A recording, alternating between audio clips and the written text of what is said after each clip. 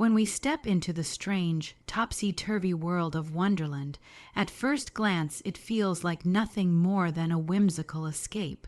Talking animals, impossible riddles, and landscapes that bend the laws of nature, it all seems so detached from reality. But if we look closely, really closely, there's something far more pointed hiding under the surface. A subtle but sharp critique of society's rigid rules and expectations. Wonderland, with all its peculiar inhabitants and bizarre customs, becomes a distorted mirror reflecting the world outside the pages, our world where rules often dictate not just what we do, but who we are allowed to be. From the moment Alice enters Wonderland, she's confronted with instructions that make little sense, rules that are inconsistent, and authority figures who expect obedience without explanation. This mirrors how in our own lives, society often hands us a rule book we never agreed to, one that tells us how to speak, how to behave, and even what dreams we're allowed to chase. Wonderland takes these unwritten laws and twists them to the extreme, showing how absurd they can seem when stripped of their usual disguises. Consider the endless commands thrown at Alice. Do this. Don't do that. Stand here. Speak now. Be quiet. The constant push and pull mirrors the pressures we face from a young age. Follow the path already laid out for you. Tick the boxes in the right order, and don't ask too many questions. The creatures in Wonderland obey these nonsensical orders without hesitation, which at first feels amusing. Until you realize it's not that different from how we sometimes follow social norms that are outdated, illogical, or even harmful, simply because that's how it's always been done. The hidden brilliance here is in how Wonderland exposes the ridiculousness of blind obedience. By making its rules utterly nonsensical, it forces us to recognize how many of our real world rules are equally arbitrary. The court scene with the Queen of Hearts is a perfect example. Accusations without evidence, judgments before trials, and punishments handed out based on mood rather than truth. It's a chaotic exaggeration, yes, but one that holds a quiet warning about what happens when rules exist only to serve those in power. And then there's Alice herself, constantly questioning, pushing back, and refusing to accept the absurd at face value. She asks why, again and again, a simple word that's surprisingly powerful in a world built on unquestioned customs. Through her eyes, we're encouraged to examine the rules that shape our own lives and ask, who benefits from them? Do they make sense? Are they fair? Or are they simply there because someone somewhere decided they should be? It's also worth noticing how Wonderland's rules change depending on who's in charge at the moment. One character's command is swiftly replaced by another's, leaving Alice and us struggling to keep up. This instability highlights another truth about societal expectations. They're not as universal as they seem. What's considered proper in one place, culture, or generation may be frowned upon in another. Yet people are still pressured to conform, even when the standards themselves are inconsistent. By wrapping this critique in layers of fantasy, humor, and eccentricity, the story lets us approach a serious subject without the weight of a lecture. It invites us to laugh at Wonderland's absurdities, but then, when the laughter fades, to notice how many of those absurdities look uncomfortably familiar. It challenges us to think about the rules we follow every day, not with resentment, but with curiosity and courage. The beauty of this hidden message lies in its timelessness. No matter the era, there will always be invisible pressures to conform, silent expectations about how to act, dress, think, and dream.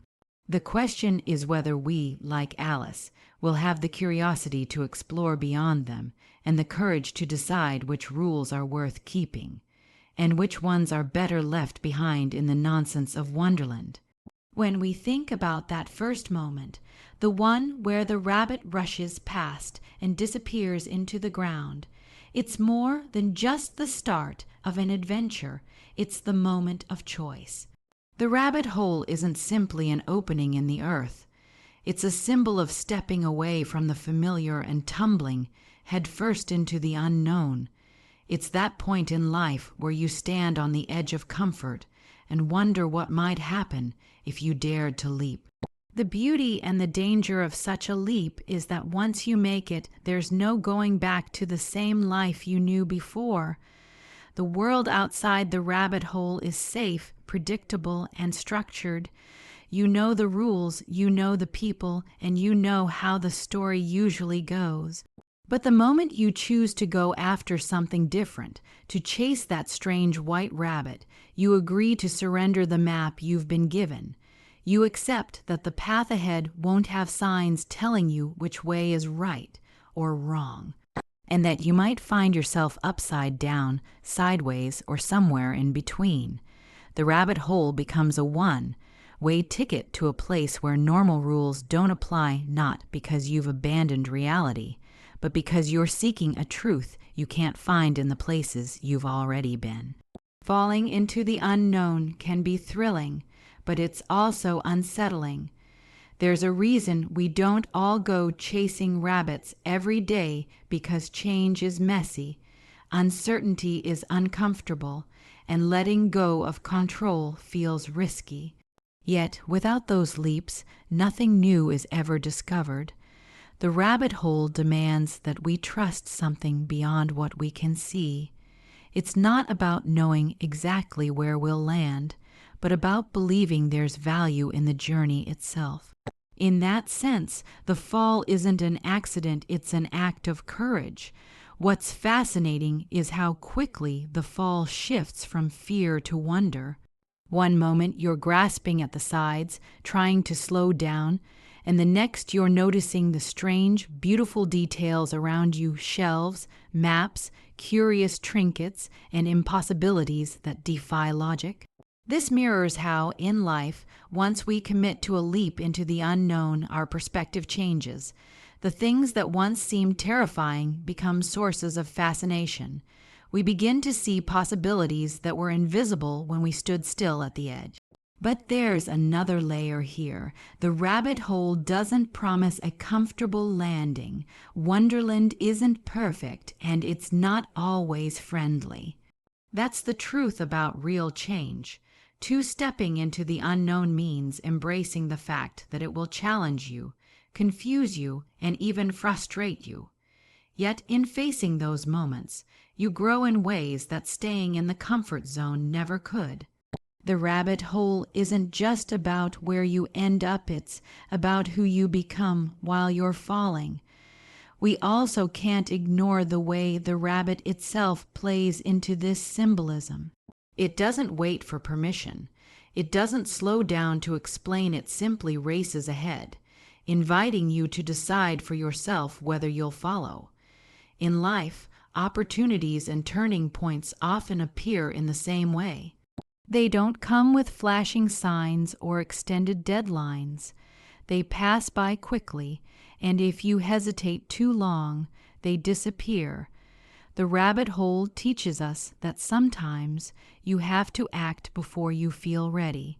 And isn't that what makes the leap so powerful? You don't enter the rabbit hole because you've solved every problem or answered every question you enter, because you're willing to explore what lies beyond the walls of what you already know. It's a reminder that growth doesn't happen in the familiar. It happens in the strange, the uncertain, and the wildly unexpected. In the end, the rabbit hole is less about falling and more about choosing. Choosing to believe there's something worth discovering, even if you can't see it yet. Choosing to let curiosity outweigh fear. Choosing to embrace the dizzying, disorienting, but utterly transformative journey that comes when you leave the safety of the surface and let yourself tumble into the depths of the unknown.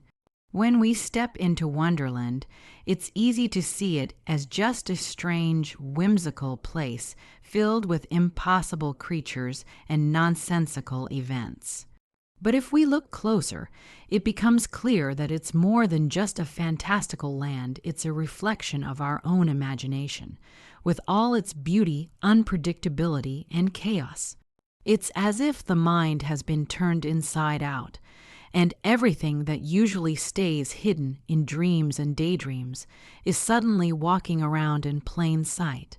Wonderland doesn't just bend the rules of reality, it ignores them entirely, creating a place where logic is optional. Time has no respect for itself, and reason is constantly outwitted by absurdity. In many ways, this is exactly how our imagination works.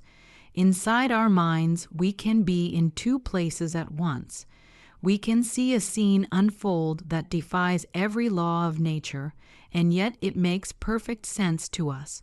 We can create characters that speak riddles and landscapes that change shape at will, and in that inner world, no one questions it.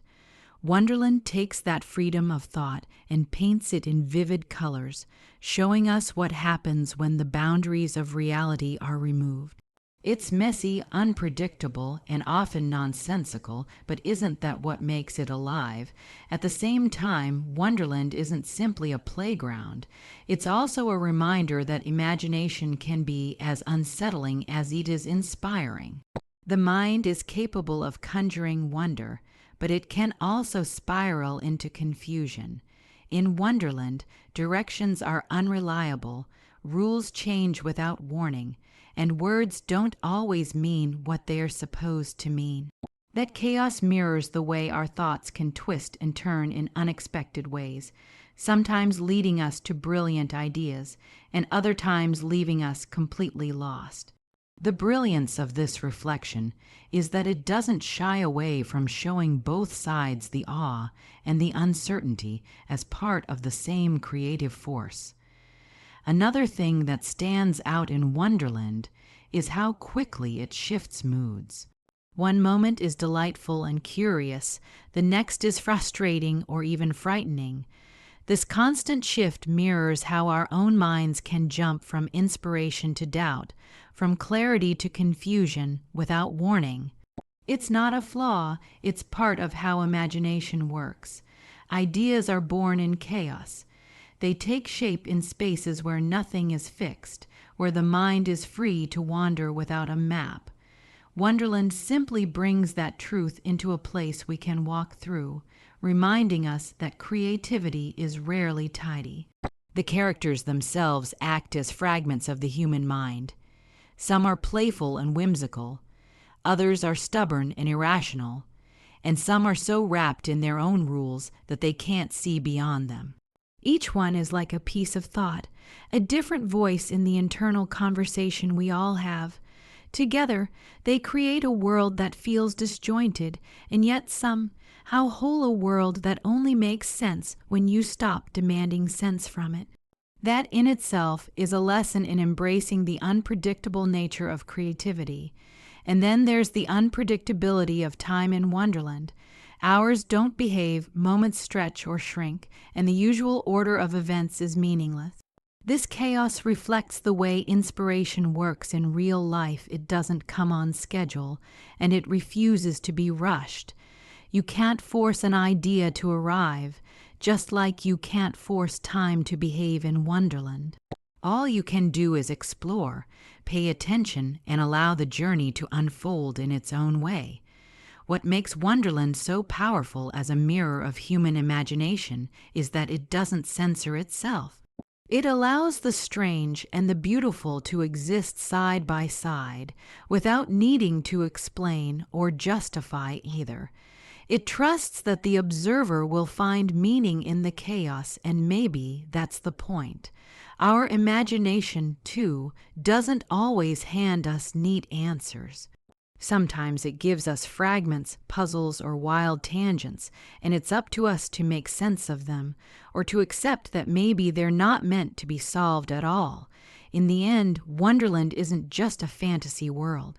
It's a reminder that the human mind is capable of creating universes where anything is possible, and that those universes don't have to be orderly to be meaningful. The chaos, the unpredictability, the wild leaps of thought, they're not flaws to be tamed, but the very heartbeat of creativity itself. The Queen of Hearts storms through Wonderland like a force of nature, her voice booming with commands, her temper snapping like a whip. She doesn't rule through wisdom, reason, or respect, she rules through fear. Her favorite phrase is a death sentence, flung carelessly at anyone who dares to cross her, or even simply exist in her line of sight. In many ways, she's not just a character. She's a symbol of what happens when power is placed in the hands of someone who has no interest in fairness, only control. She doesn't lead to protect her kingdom or guide it forward.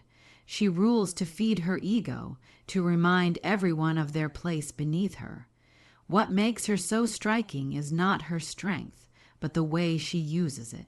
She demands absolute obedience without ever earning loyalty. Her orders don't come from logic, they come from impulse. She is chaos in a crown, yet she insists her authority is absolute. In this way, she becomes a reflection of real-world figures who care more about domination than justice. These are the people who turn leadership into tyranny, replacing mutual respect with fear, replacing order with the threat of punishment. The Queen of Hearts is, in many ways, an exaggerated warning. When authority is unchecked, it becomes destructive not only to those who suffer under it, but to the one who wields it. Even in Wonderland, a place already unpredictable, the Queen's presence adds a unique kind of danger. The world itself may be strange, but she's the only one who actively uses that unpredictability to keep others off balance. No one knows when she'll lash out, or who will be her next target. That uncertainty is part of her weapon. She thrives on it because when people are afraid, they hesitate to act, to speak, to even think freely. In that silence, her power grows. And yet, there's a strange truth hidden in her rule. Her authority is more fragile than it seems. Many of her subjects obey her not because they truly believe in her leadership, but because they fear the consequences of defiance. It's a hollow kind of power, one that looks solid from the outside, but can crumble the moment courage replaces fear. We see glimpses of this in how some characters whisper behind her back, or quietly resist in small ways. Even in the midst of her reign, the seeds of rebellion exist, because no one truly respects a leader who only knows how to threaten. The Queen's character also forces us to ask uncomfortable questions about ourselves.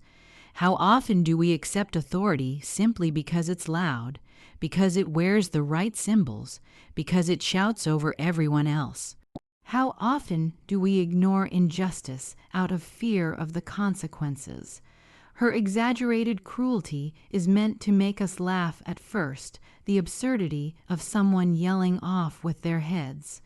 Over the smallest offense is undeniably comical, but that humor slowly sharpens into discomfort when we recognize the pattern in real life. We've seen it before, we see it still. What's also fascinating about her is how quickly her rage fades the moment she's challenged. For all her bluster, there's a hollowness underneath, as if her power is a performance she must keep playing to stop anyone from noticing the truth. This mirrors how abusive power often works in the real world. It relies on the illusion of invincibility. Strip that away even for a moment, and the authority begins to crack. Those cracks grow with every act of defiance, every refusal to bow, every voice that dares to speak out. In the larger tapestry of Wonderland, the Queen of Hearts is a jarring reminder that even in a place built on imagination, there are still figures who want to control it. Her presence is like a shadow across the bright chaos of the land, showing that abuse of power isn't bound to reality. It can exist anywhere humans imagine themselves in charge. And maybe that's the most important lesson she offers, that no matter how colorful or strange the world, the dangers of unchecked authority are the same. They silence voices, crush individuality, and turn vibrant places into spaces of fear. Power without compassion isn't leadership, it's tyranny. The Mad Hatter's Tea Party is one of the most iconic and bizarre scenes in Alice's adventures in Wonderland.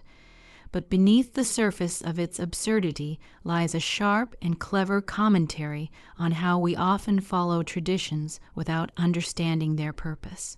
At first glance, it feels like just a jumble of nonsense, scentless tea, riddles with no answers, and a table full of characters talking in circles. But if we look a little closer, the real message begins to emerge. This endless tea party isn't just a whimsical moment. It's a mirror held up to the kind of habits and rituals we continue simply because we're used to them, not because they make sense. Imagine this scene. Time is literally stuck. The clock is always 6 o'clock. The tea never ends, and the Hatter, the March Hare, and the Dormouse just keep switching seats around the table in an endless loop. There's no progress, no change, just motion for the sake of motion. That's exactly what many traditions feel like in the real world. We continue with routines passed down for generations, not questioning their meaning or relevance, simply because it's what's expected. Whether it's how we celebrate, how we behave in certain settings, or how we conform to outdated customs, we often find ourselves trapped at our own version of the tea table, pouring more tea into already full cups, because that's the way it's always been done. The Mad Hatter himself represents this confusion. He asks riddles with no answers and tells stories that go nowhere, yet everyone listens because that's just what they do at tea. There's no reason, no goal, just the ritual itself. And when Alice, full of curiosity and logic, tries to make sense of it, she's met with resistance. That response reflects what happens when someone questions traditions in real life. The person asking why is often treated as if they're the problem, even when their questions are completely valid. Alice challenges the nonsense, and the response she gets is not answers, but frustration, mockery, and dismissal. What's especially interesting is how uncomfortable the tea party becomes. It's not joyful, it's frustrating, even maddening. Everyone's talking, but no one's really listening. There's a sense that they're all just going through the motions, filling time with noise. That discomfort is intentional. It nudges us to ask ourselves, how often do we engage in rituals that no longer serve a purpose, just because it feels easier than breaking the pattern? How often do we perform politeness or celebration or tradition without heart, simply because we're supposed to? Even the idea of being stuck at 6 o'clock forever is symbolic. 6 is tea time, a time associated with relaxation and socializing. But if you're stuck in it forever, what once brought comfort becomes a burden. The same event repeated endlessly loses its meaning. That's what happens when traditions are emptied of their intent. They become hollow gestures, performed without connection to their original purpose. And yet, the characters at the tea party don't try to change anything. They accept their situation, absurd as it is. That reflects another truth, how we sometimes fear change more than we dislike the tradition itself. It's easier to pour tea forever than to stand up and say, "This doesn't make sense anymore." The tea party becomes a metaphor for how society can become stuck, not because there are no options, but because the people within it have stopped believing they can choose differently. But Alice doesn't stay at the table. She questions, she pushes back, and eventually she walks away. That's significant. She doesn't accept that this endless loop is all there is. Her curiosity and refusal to play along remind us that we do have the power to examine what we've inherited, be it customs, systems, or beliefs, and choose what still serves us and what needs to be left behind. Walking away from the tea party isn't disrespectful. It's necessary when the ritual becomes empty. The Mad Hatter's tea party might look like nonsense, but it reveals a deep truth that not all traditions deserve to be preserved just because they've always been there. If they no longer nourish us, if they no longer make sense, then it's time to move on, because living without meaning is far more foolish than asking why. From the very moment Alice steps into Wonderland, her journey is more than just an adventure through a strange and curious land. It's a reflection of the journey each of us takes toward discovering who we are. She begins as a girl caught between the innocence of childhood and the complexity of growing up, unsure of her place in the world, and suddenly she's thrust into an environment where nothing makes sense, and the rules seem to shift with every step. That confusion, that feeling of being unprepared for what's ahead, mirrors what it's like when life pushes us out of the comfort of the familiar and into the unknown. At the start, Alice is constantly questioning herself. She wonders if she's changed somehow, if she's even the same person she was when she woke up that morning. This is something we've all experienced in moments of transition. When we move to a new place, start a new job, lose someone, or face challenges that reshape the way we see ourselves. In Wonderland, Alice's changes in size. Growing too big for one moment and shrinking too small the next are symbolic of the way we often feel in life. Sometimes we feel too small to handle what's in front of us, overwhelmed and incapable. Other times we feel like we've outgrown where we are, stuck in situations that no longer fit who we've become. That back and forth, that fluctuation is a normal part of growth. Along her journey, Alice meets characters who challenge her in different ways. Some try to confuse her, some frustrate her, and others encourage her curiosity. Each encounter is like the people and experiences we meet in our own lives. They shape us, sometimes in ways we only understand much later. The Cheshire Cat teaches her to trust her own choices, reminding her that there's rarely one clear path and that sometimes the direction matters less than the willingness to take a step.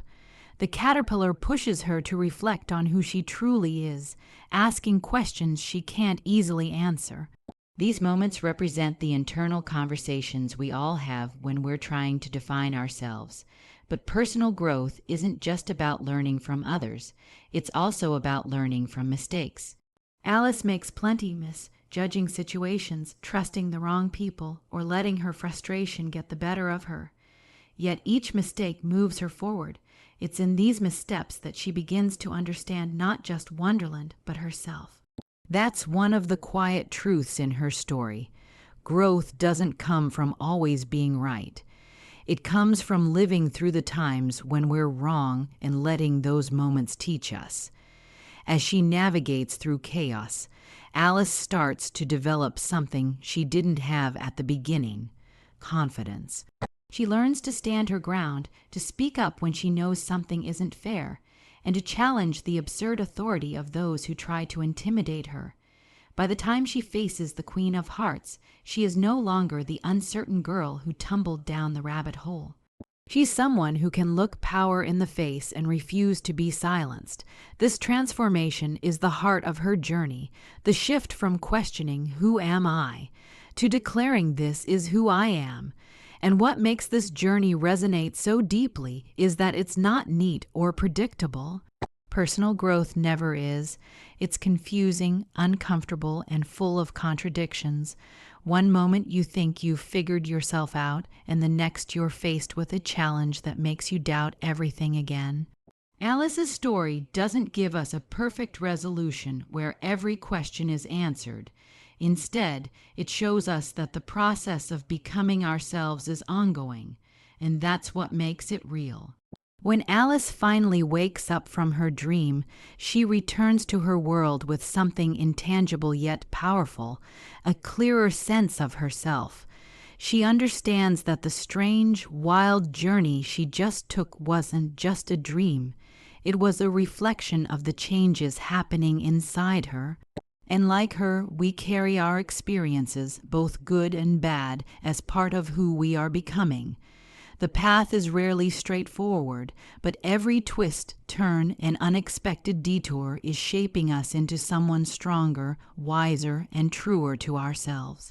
And so, as we leave Wonderland behind, we carry with us more than just the whimsy of its characters. We carry its truths. Each twist and turn has shown us reflections of our own world, our struggles, and our growth. May we step forward with curiosity, courage, and the wisdom to see the magic hidden in our own journey.